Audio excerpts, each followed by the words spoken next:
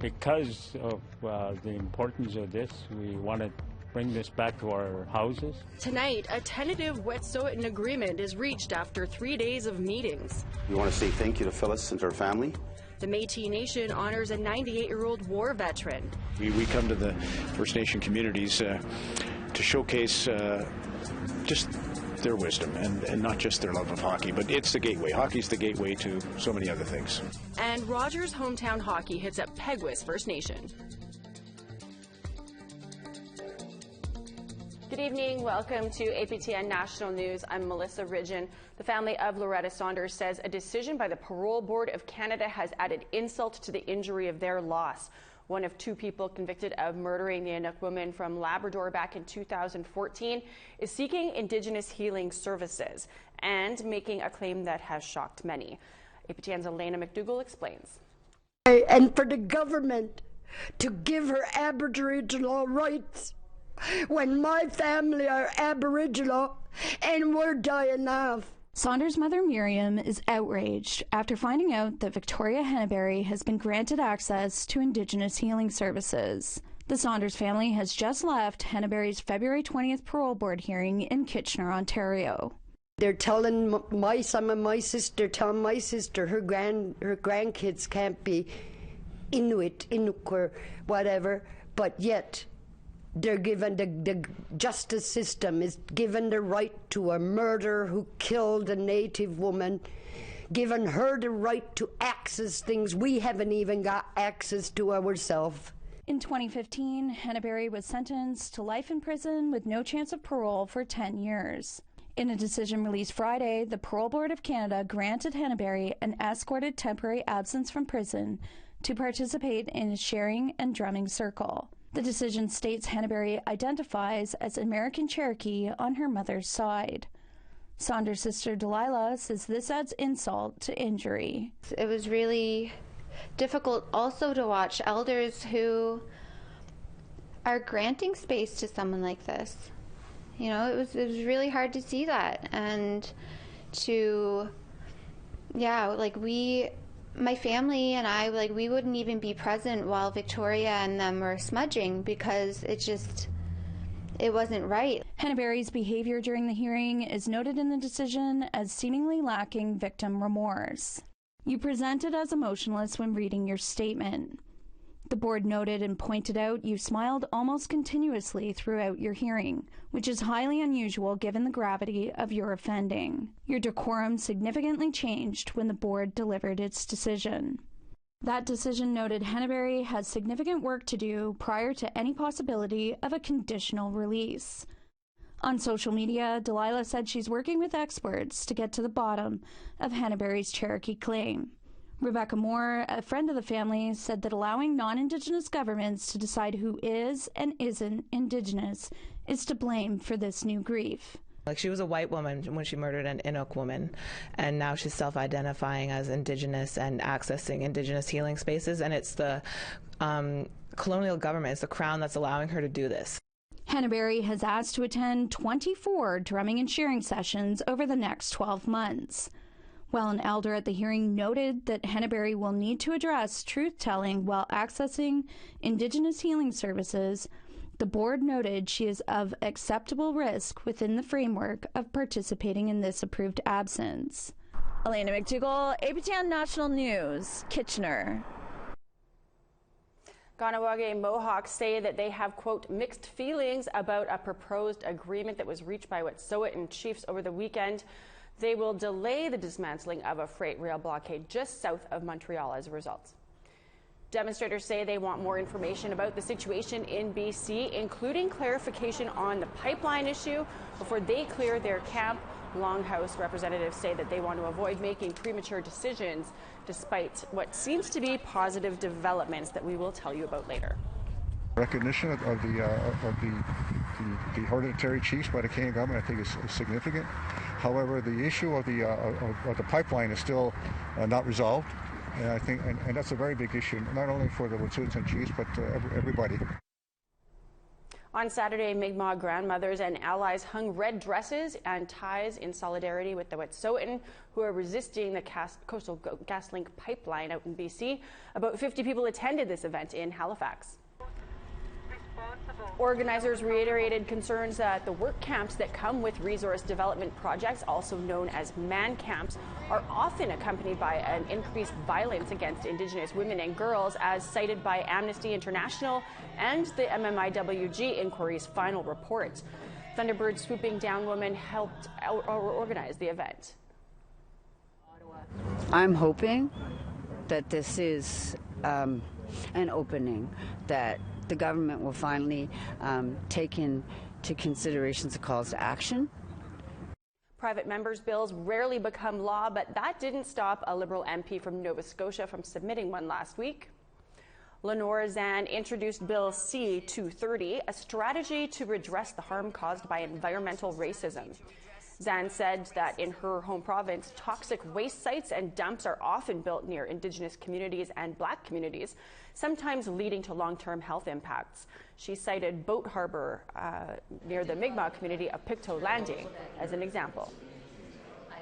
And Boat Harbour was a beautiful lagoon that was chosen to be pumped full of effluent from a pulp mill, and it's been there about 50 to 60 years. And if you look at the paperwork from back in the day, when asked if this would affect anybody in the area, in writing it says just a few Indians. Still on the East Coast, a long battle over Mi'kmaq fishing rights may soon see significant developments. Angel Moore reports from Nova Scotia, where Mi'kmaq leaders have entered talks with the federal government on just what moderate livelihood means. On Friday, CBC reported that Mi'kmaq leaders in Nova Scotia and the Department of Fisheries and Oceans could soon sign an agreement that gives long-awaited clarity around the Mi'kmaq right to fish for a quote-unquote moderate livelihood.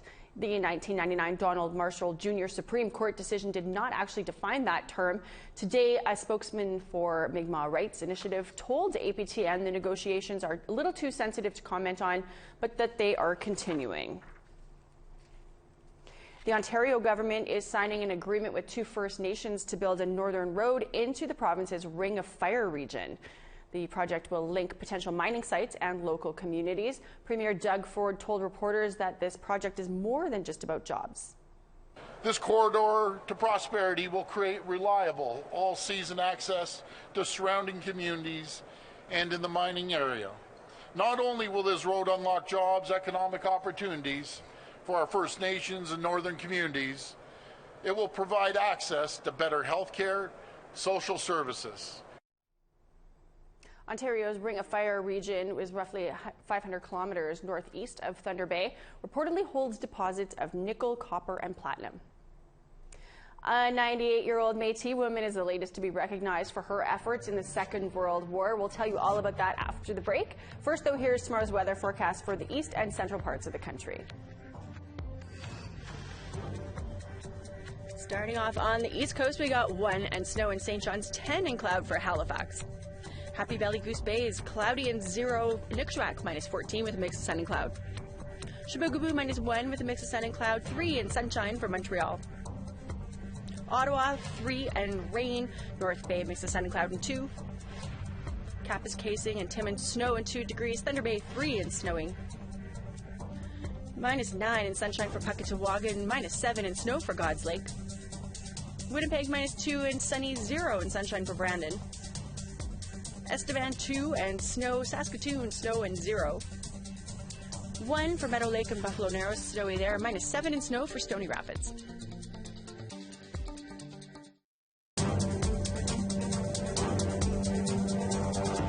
Welcome back. A post-secondary institution in Ottawa is picking up the pieces after an alleged hate crime that shook students and faculty last month. Jamie Pasha-Gumscombe was at the Algonquin College in Ottawa. It happened here at the main building at Algonquin College last month, where a man walked in with some yellow paint and a mop and vandalized the mural behind me. Now this man was identified by security cameras as a non-Indigenous student here at the college and has since been arrested and charged with a hate crime. But the incident left Indigenous students angry and hurt. Andrea Bonzawin, Director of Indigenous Initiatives, says that the entire community was affected here at the college. For our students, it's hard for them to continue to be strong when things like the vandalism to the mural happens, and it's just another setback into their emotions and it affects their work here. Because they're far from home, we have something here for them, and then it gets destroyed or vandalized, and they feel it. They feel the pain. The mural is an Indigenous design depicting creation stories and other important aspects of Indigenous culture. It was painted by husband and wife artist team Clandestino, but the design came from hours of consultation with Indigenous knowledge keepers and students. We were listening to what the college wanted and the community wanted to represent. So this is how the image came out. We came out with about 5 different images, and then it got narrowed down, and we kind of mixed a couple together to form this last one, which has a multi-layered theme about a lot of different representations. So every little thing that's on the mural has a very deep meaning to the college and to the people who were behind the creation of it. The actual painting of the mural took 2 weeks. Repairing it took 2 days. Now, the students here at Algonquin College will be returning to classes now from their reading week, and the college hopes that the experience of everyone coming together to fix this situation will make their college community stronger. Jamie Pashagumskum, APTN National News, Ottawa. It's not known how many Métis men and women served during the Second World War. The Métis National Council is looking to change that. Last year, the federal government signed a $30 million agreement with the council to recognize the efforts of Métis people. A 98-year-old grandmother from Manitoba is one of the latest veterans to be honored. Here's Brittany Hobson with more on her story. In the small town of Rivers, Manitoba, a mural honoring the community's veterans is displayed on one of the buildings. Phyllis Eastcott is the sole woman featured. The 98-year-old has been recognized by her community for a while. Now, for what may be the first time, she is receiving national attention. It's long overdue. It should have come to you 75 years ago. We can carry that just for a second so people can take pictures. Very nice, very nice. You're welcome. You're more than welcome. In a personal care home down the road, community members came together for a special ceremony. We want to say thank you to Phyllis and her family. We want to honor them by also remembering them. David CHARTRAND is the Veterans Affairs Minister for the Métis National Council. He presented Eastcott with a $20,000 check. The payment stems from the $30 million Métis Veterans Recognition Payment Contribution Agreement Canada signed with the Métis National Council last year. Eastcott is the middle child in her family of 13. She was 21 years old when she joined the Canadian Women's Army Corps, and she was one of 5 siblings who served. When the war opportunities came up, many of them joined because they saw it as a way to serve the country, but more importantly as a way to help the family survive. During her service, Eastcott was a stenographer, bookkeeper, and a canteen operator. Pat Anderson is her niece. She says this celebration is also about recognizing the contributions of all Métis veterans. It means that people are beginning to realize that the Metis Nation was the foundation of this country, and that if it wasn't for the people who came before us and started businesses and fought battles and did things, that Canada wouldn't be what it is today. The MNC has identified 20 veterans who served since the agreement was signed. CHARTRAND says discrimination from that period has made it difficult to find more. The challenge I think people need to understand why is it so hard, because Canada did not allow them to quantify that they are Métis citizens. They had to either be French Canadian or Canadian. That's the only options they have. The day's celebrations changed this. Eastcott went from being recognized in her own community to a hero in the Métis Nation. Brittany Hobson, APTN National News, Rivers, Manitoba. Well deserved there. Too bad it wasn't an even bigger check for a lady who did so much for our country. Last year it was Enoch Cree Nation in Alberta. This year it is the Peguis Nation in Manitoba to host the Rogers Sports Network hometown hockey event. APTN's Daryl Stranger was in Peguis to catch up with all the action. A large group of dignitaries were on hand to open the festivities in Peguis First Nation this past weekend. Among them, Assembly of Manitoba Chiefs Grand Chief Arlen Dumas and hometown hockey co-hosts Tara Sloan and Ron McLean. McLean touched on the importance Rogers hometown hockey can have being in small towns and First Nations communities. We come to the First Nation communities to showcase just their wisdom and not just their love of hockey, but it's the gateway. Hockey's the gateway to so many other things. As always with the First Nations, the hospitality is over the top, and yeah, we're learning as we usually do and just feel grateful. A game between Peguis and some NHL alumni followed the opening ceremonies. The NHL alumni included Aaron Asham from Portage La Prairie and Reggie Leach, the Riverton Rifle from Riverton, Manitoba. Former Montreal Canadian John Chabot suited up too. He's part of the Rogers Hometown Hockey in Cree on APTN crew. Frank Beaulieu called the game in Anishinaabe-Moan. There were quite a few other things going on off the ice as well. The Stanley Cup was on display, free concerts, and some of the old NHL alumni were on hand to sign some autographs. The hometown crowd was thrilled Peguis had been chosen as a stop on the tour. Fantastic day. I'm glad that hometown hockey came to Peguis so that Peguis could highlight everything that's good about Peguis. Just wonderful the way people come together and, you know, get together as a community, and all this stuff provided for the families, children. It's just beautiful. A lot of excitement for the kids. It was beautiful out. Great experience. Great experience for the community. Chief Glenn Hudson hopes the weekend shines a new light on his community. Very important. It's very important, especially for our youth. You know, you could see them having fun without having to resort to alcohol or drugs and that sort of thing. It's a very, very positive environment for everybody, and family setting, but also for people from the outside to come and visit our community and see that, it is a community just like any other community out there. A round dance finished off the day. Daryl Stranger, APTN National News, Winnipeg. Looks like a great time out there in Peguis. Some big names got together to raise money to support the Wet'suwet'en land defenders. I'll tell you all about the fundraising concert after the break. First, here's the rest of tomorrow's weather forecast for the north and the west. To northern Alberta, we've got 2 in snow for Peace River, 0 in snow in Fort Chip. 7 in snow for Edmonton, 9 and mix of sun and cloud in Calgary. 8 in rain in Tofino, 9 in sunshine for Kamloops. 6 for Prince Rupert and Sandspit, cloudy skies. 3 in Fort Nelson and sunshine. Minus 17 for Mayo and Beaver Creek, sunny skies. Old Crow, minus 25. Wauhee, minus 20. Wrigley, mix of sun and cloud, and 21 degrees, minus 21. Inuvik, minus 29, mostly sunny skies. Paulatuck, clear, and minus 30. Baker Lake, clear, minus 26 degrees, minus 29 for Repulse Bay. Joe Haven, minus 36, same with Tallyoak, mostly sunny there. Minus 22 with a mix of sun and cloud for Clyde River, minus 18 and snow for Iqaluit.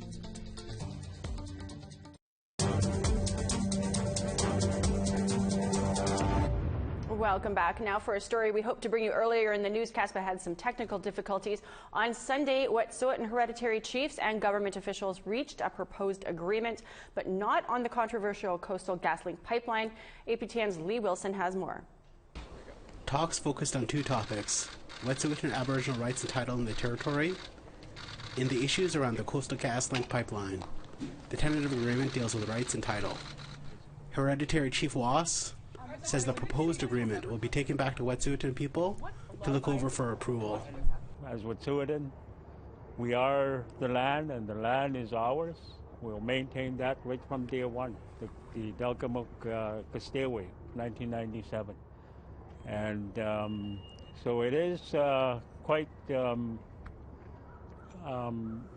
milestone for all of us to view this together. Crown Indigenous Relations Minister Carolyn Bennett stressed the proposal's significance for Indigenous rights and title issues in Canada. Building on the 1997 Delgamuukw Supreme Court case, when Gitxsan and Wet'suwet'en heard from a Canadian court for the first time that the title existed and was not extinguished. It is building on the Supreme Court decision. It is about rights and title throughout the Yinta. And it is about making sure, as Chief Wass said, that this never happens again. On the Coastal GasLink project, the Chiefs and the BC Indigenous Relations Minister, Scott FRASER, had discussions, but the parties have not come to an agreement. On Sunday, Coastal GasLink released a statement saying the company would resume work today on the contested Morris West Forest Service Road. The pipeline has support of 20 elected First Nations bands on the route in 5 of 6 Wet'suwet'en communities. Wass said the Chiefs still stand in opposition to the pipeline running through their territory. And we have to say this right from the get-go, is that we always maintained and we always say that we are against the pipeline that's going through our territory. And we've expressed that to the ministers from BC. Ministers Fraser and Bennett have agreed to return to ratify the agreement, pending the support of Wet'suwet'en people. Fraser asked for calm as they seek a resolution.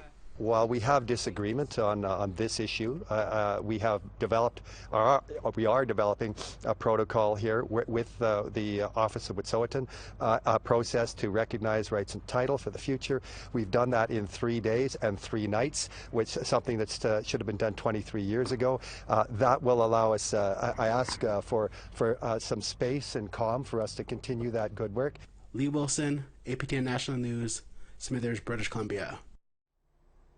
Some big names in Canadian music joined forces last week at a benefit concert in Toronto to raise money for legal challenges related to the Wet'suwet'en resistance to the Coastal GasLink pipeline in British Columbia. Elena McDougall was there. Okay, ready? Canadian and Indigenous music elite offered the gift of song and a message of unity in Toronto last night at a concert in support of Indigenous rights. Hi, I'm Chantal Kraviazik. I'm Amanda Rayom. Anine, I'm Shoshona Kish, and we're here at the Great Hall for We Are the Stronghold here in Takaranto, and this is the first of many events lighting up across Turtle Island and around the world to raise awareness and funds for our brothers and sisters in Wet'suwet'en. The impressive lineup included Digging Roots, Bear Witness, Chris Sturkson, New Tradition Music, and others, including Serena Ryder. The way that the world can be a better place is to just look at how Indigenous people have lived and are living their lives. And we need to start living that way. While Wet'suwet'en solidarity prompts conversations across the country, the event sought to promote unity rather than division. The energy here is so positive, and it really is the Indigenous way of coming together and solving our problems and healing forward. So I'm excited for what this night represents. The concert was sold out, and organizers say nearly $15,000 was raised for Ravens Trust, an organization that funds Indigenous legal challenges. Elena McDougall, APTN National News, Toronto. Well, that is your news to kick off a new week and a new month. Get the APTN News app. If you've missed anything lately, you can catch up right from your smartphone. I'm Melissa Ridgen. Thanks for tuning in. Have a great night.